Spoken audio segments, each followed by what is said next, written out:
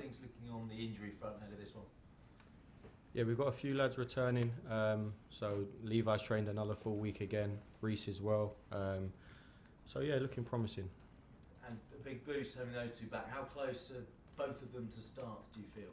Yeah, we've still got another session. They both trained fully today, so we're hopeful. We're hopeful. And how's Jesse Derry after that nasty knock? Yeah, I spoke to Jesse's dad the night it happened. I spoke to him yesterday. I spoke to the family yesterday as well, and it's positive. It's really positive. I don't have the knowledge or the insights to go into massive detail, but all early signs are really positive. Such a difficult one for him. So he's shown so much positivity, hadn't he? Yeah, it's really disappointing. Obviously, there's as long as he's healthy and like it's the way it's looking now is all that really matters. But it was great to give him his debut. I worked with Jesse at the under-21s. He's had a fantastic season. He's not going to be available for us from now to the end of the season now. So it's an abrupt end to his season, but amazing for him to make his debut. And I think he showed in that first half his quality and what he can bring to this team. You've had a bit of time to analyse the Forest game. A disappointing performance. How do you explain it to the fans who are disappointed, some angry at what they saw? Yeah, I completely understand the feelings. We are as disappointed and as frustrated as they are.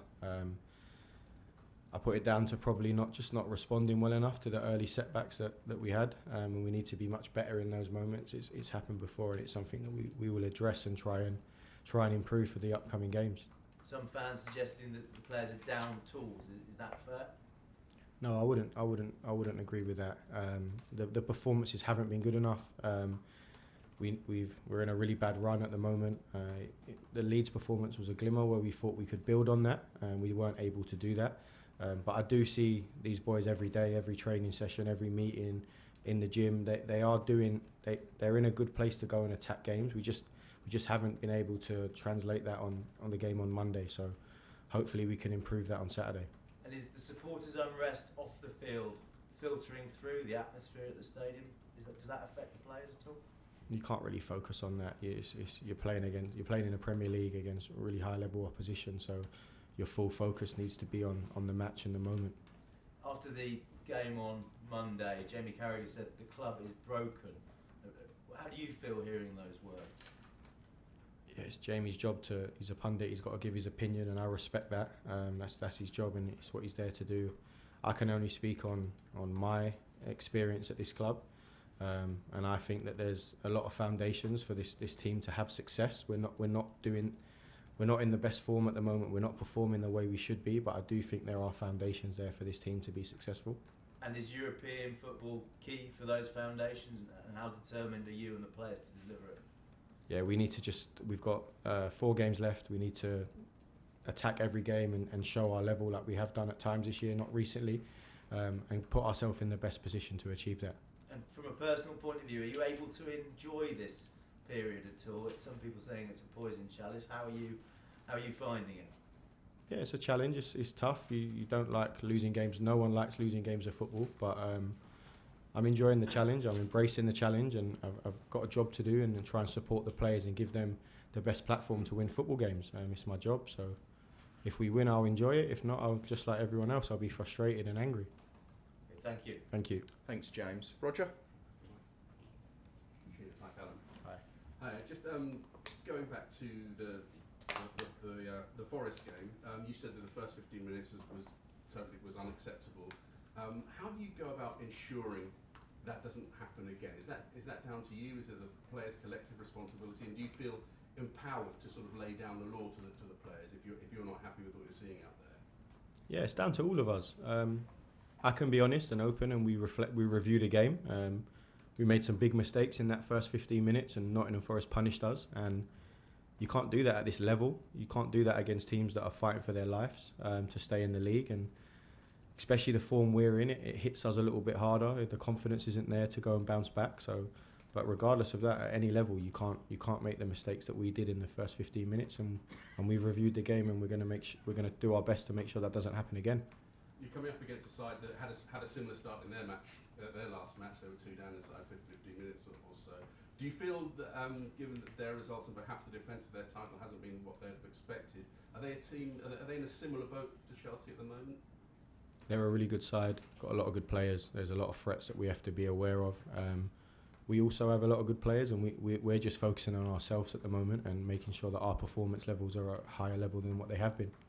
You talked about attacking the last 4 games you have of the season. One of those, of course, is a cup final. Do you see this as an opportunity to at least build some momentum after a run of defeats that you've had going into that final, which will be a crucial game for you? Yeah, we want to turn it around. We know that the standards that this club has set, we aren't meeting them at this moment, and the only thing we can control is how we behave and act every single day, how hard we work to turn that level of performance around. How much is the squad thinking ahead? It's difficult to ignore, and everyone says they take each game as it comes. But with a cup final coming up, is there half an eye on that? Will the players be fully focused on the challenge at hand in the league? We haven't spoken about the cup final. We've spoken about what we have to improve from the previous game and looking ahead to the next game. So we're not looking that far ahead. Not the case that the players are playing for places, perhaps in that cup final this weekend. They're always playing for places. We've got a team full of internationals that we can call on. So there's always competition for places at this football club. Thanks, Roger. Thank you. John? Hi, Calum. You touched on it there, and it's hard to explain the performance on Monday night. Is it a mentality thing, would you say, with the players? I think that you could look at it in many different ways. I think we definitely have to show a stronger mentality to recover after the early setback. 1-0 down, 3 minutes into the game, you can recover that situation, especially with the talent we have on the pitch. So, yeah, I would say we have to recover from those moments a lot better.